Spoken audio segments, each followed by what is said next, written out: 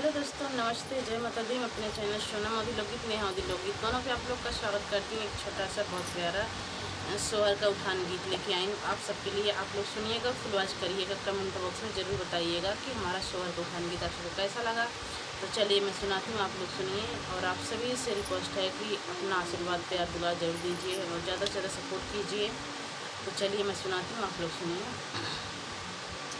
अंगना के कांटा बटोर लिहा हो, लाल खेलैया अंगनवा। अंगना के कांटा बटोर लिहा हो, लाल खेलैया अंगनवा। खेलैया अंगनवा हो, खेलैया अंगनवा। खेलैया अंगनवा हो, खेलैया अंगनवा। अंगना के कांटा बटोर लिहा हो, लाल खेलैया अंगनवा। अंगना के कांटा बटोर लिया हो, लाल खेलैया अंगनवा। खेलते खेलते लाल दादा लगी गईले, खेलते खेलते लाल दादा लगे गईले। दादी के जियरा जुड़ाई गए हो, लाल खेलैया अंगनवा।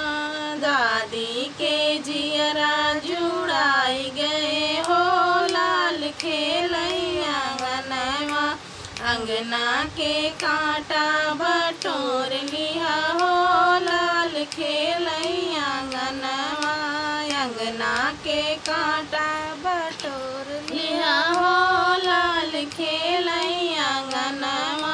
खेलैया अंगनवा हो, खेलैया अंगनवा। खेलैया अंगनवा हो, खेलैया अंगनवा। अंगना के कांटा बटोर लिहा हो, लाल खेलैया अंगनवा। अंगना के कांटा बटोर लिहा हो, लाल खेलैया अंगनवा। खेलते खेलते लाल पापा लगे गईले, खेलते खेलते लाल पापा लगे गईले। मम्मी के जियरा जुड़ाई गए हो, लाल खेलैया अंगनवा। मम्मी के जियरा जुड़ाई गए हो, लाल खेलैया अंगनवा। अंगना के कांटा बटोर लिहा हो, लाल खेलैया अंगनवा। खेलैया अंगनवा हो, खेलैया अंगनवा। खेलैया अंगनवा हो, खेलैया अंगनवा। अंगना के कांटा बटोर लिहा हो, लाल खेलैया अंगनवा।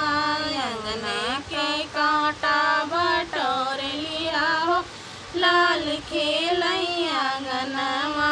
खेलत खेलत लाल चाचा लगे गईले, खेलत खेलत लाल चाचा लगे गईले। चाची के जियरा जुड़ाई गए हो, लाल खेलैया अंगनवा। चाची के जियरा जुड़ाई गए हो, लाल खेलैया अंगनवा।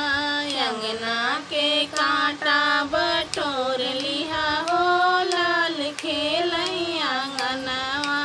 अंगने के कांटा बटोर लिहा हो, लाल खेलैया अंगनवा। खेलैया अंगनवा हो, खेलैया अंगनवा।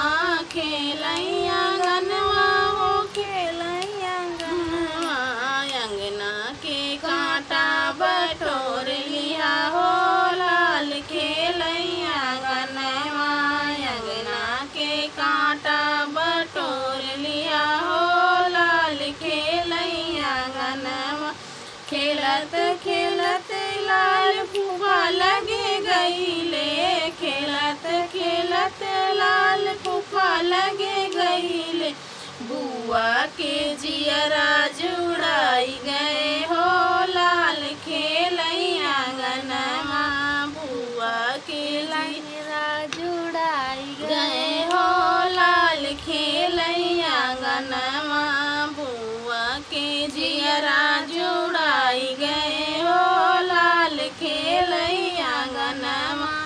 अंगना के कांटा बटोर लिहा हो लाल खेलई अंगनवा।